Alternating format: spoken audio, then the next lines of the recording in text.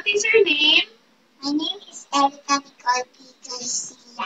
And how old are you? 6.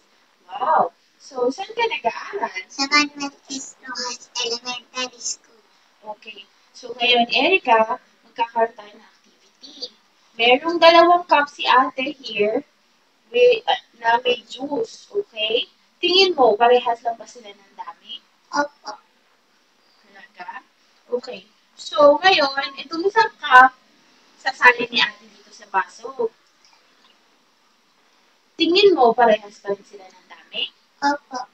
Bakit mo nasabi na parehas pa rin sila? Kasi itong isa mapayat lang. Ito kasi isa mataba.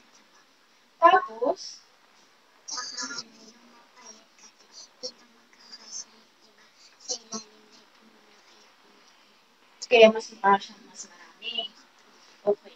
Salamat, Zan. Ngayon, magkakaroon ulit tayo ng isa pang activity. Meron si ate dito mga tansals. Ito yung sa'yo. Meron sa'yo. At ito naman yung kay ate. Tingin mo, parehas lang ba tayo ng dami o mas marami yung iyo? Parehas lang. Talaga? Eh, ito naman.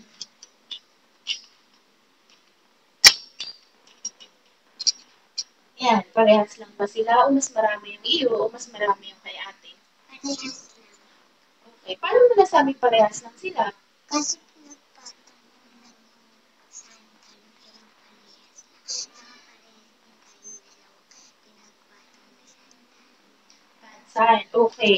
So, ngayon, ito, ganito naman.